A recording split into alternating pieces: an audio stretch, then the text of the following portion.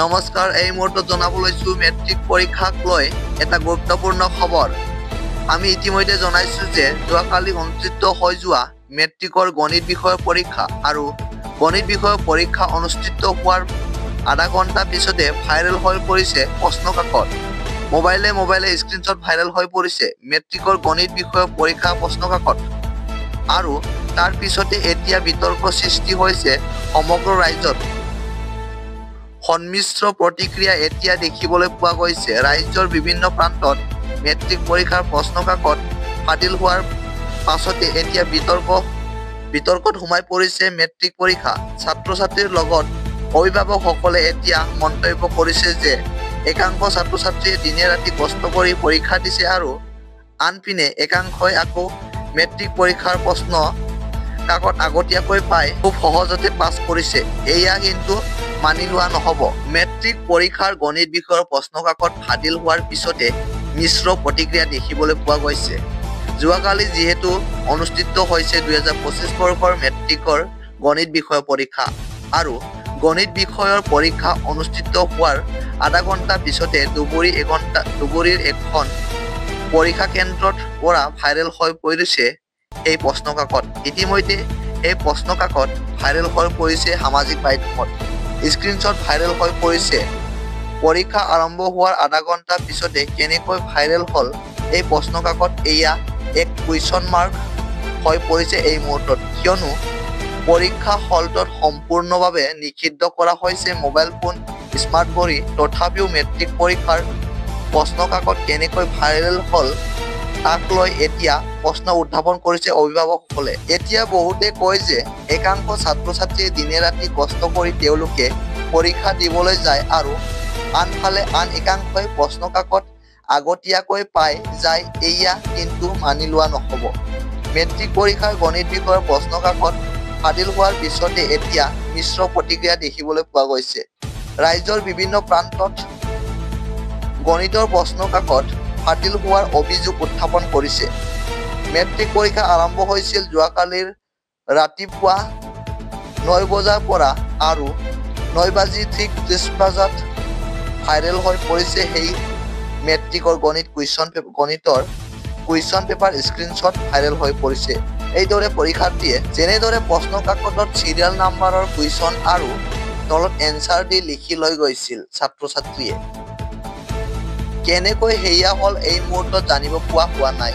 তদন্ত আৰম্ভ কৰিছে ইতিমধ্যে। পৰীক্ষা আৰম্ভ হোৱাৰ খন্তেক পিছতে প্ৰশ্নকাকত ভাইৰেল হৈছিল আৰু প্ৰশ্নকাকত ভাইৰেল হোৱাৰ পিছতে এতিয়া ৰাজ্যত বিতৰ্ক আৰম্ভ হৈছে পুনৰবাৰ। এতিয়া বিতৰ্কত সোমাইছে মেট্ৰিক পৰীক্ষা।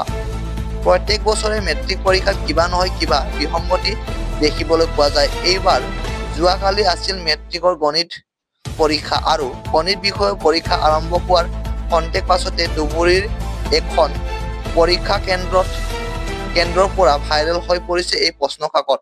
আৰু আনফালে বহু ছাত্ৰ-ছাত্ৰীয়ে কৈছে মেট্ৰিকৰ গণিত বিষয়ৰ প্ৰশ্নকাকত জটিল হৈছে। ছাত্ৰ-ছাত্ৰীসকলৰ ভৱিষ্যতৰ হেতালি লৈ খেলিছে নেকি, সেয়াও এই মুহূৰ্তত প্ৰশ্ন উত্থাপন কৰিছে অভিভাৱকসকলে। আমাৰ হাতত আছে মন্তব্য, সেই অভিভাৱকৰ মন্তব্য শুনাম। তাৰ পূৰ্বে পুনৰবাৰ জনাইছো মেট্ৰিক পৰীক্ষা পূৰ্বৰ বিতৰ্ক সোমাই গৈছে। মেট্ৰিকৰ যি গণিত বিষয়ৰ পৰীক্ষা আছিল সেই পৰীক্ষাৰ কুৱেশ্যন পেপাৰ কিদৰে ভাইৰেল হৈ পৰিছে। ধুবুৰীৰ এখন পৰীক্ষা কেন্দ্ৰৰ পৰা এই কুৱেশ্যন পেপাৰ ভাইৰেল হৈছে। প্ৰশ্ন উত্থাপন হৈছে যে মেট্ৰিক পৰীক্ষাৰ পৰীক্ষা কেন্দ্ৰত মোবাইল ফোন সম্পূৰ্ণভাৱে নিষেধ কৰাৰ পিছতো স্ক্ৰীনশ্বটসমূহ কেনেকৈ ভাইৰেল হ'ল। কুৱেশ্যন পেপাৰ যি কুৱেশ্যন আছিল সেই কুৱেশ্যন নাম্বাৰ চিৰিয়েলভাৱে লিখি তলত এনচাৰ লিখি লৈ গৈছে ছাত্ৰ-ছাত্ৰীসকলে এনেদৰে পৰীক্ষা দিলে ধুবুৰীৰ এখন পৰীক্ষা কেন্দ্ৰত। আৰু তাৰ পিছতে এতিয়া আন যিসকল ছাত্ৰ-ছাত্ৰী আছে সেই ছাত্ৰ-ছাত্ৰীসকলে কৈছে যে আমি দিন ৰাতি কষ্ট কৰি পৰীক্ষা দিবলৈ যাওঁ আৰু একাংশ ছাত্ৰ-ছাত্ৰীয়ে কষ্ট নকৰাকৈ আগতীয়াকৈ কেনেকৈ কুৱেশ্যন পেপাৰ পায় তাৰ তদন্ত হ'ব লাগে। ইতিমধ্যে সামাজিক মাধ্যমত চৰ্চা চলিছে। অসমৰ সংবাদ মাধ্যমত এতিয়াও আৰম্ভ হৈছে চৰ্চা যে কিয় এনেবোৰ ঘটনা বাৰে বাৰে হৈ থাকে, কেতিয়া এইবোৰ নাইকিয়া হ'ব অসমৰ পৰা, এইটো এক ডাঙৰ প্ৰশ্ন। এই মুহূৰ্তত এতিয়া তদন্ত আৰম্ভ হৈছে।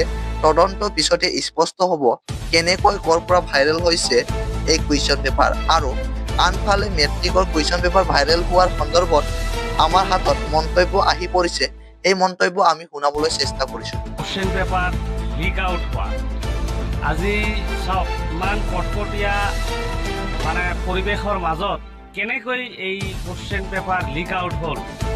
গতিকে এই সন্দৰ্ভত আমি আমাৰ প্ৰশাসনক এপিল কৰিছোঁ, আহ্বান জনাইছোঁ যে অতি শীঘ্ৰে ইনকুৱাৰী হ'ব লাগে আৰু দোষীসকলক আইনী ব্যৱস্থা হ'ব।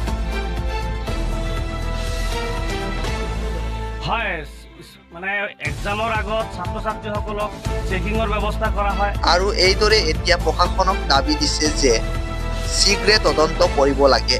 আৰু আনফালে মেট্ৰিকৰ ছাত্ৰ ছাত্ৰীসকলে সকলোকে পাছ কৰাই দিয়াৰ দাবী উত্থাপন কৰিছে যে আমি কষ্ট কৰিছোঁ, আমি কষ্ট কৰি পৰীক্ষা দিছোঁ আৰু কোনোবাই কষ্ট নকৰাকৈ পৰীক্ষা দি পাছ কৰিব এয়া নহ'ব। সকলোকে পাছ কৰাই দিয়াৰ দাবী এই মুহূৰ্তত উত্থাপন কৰিছে 2025 বৰ্ষৰ মেট্ৰিক পৰীক্ষাৰ পৰীক্ষাৰ্থীসকলে। Reporting from SP news.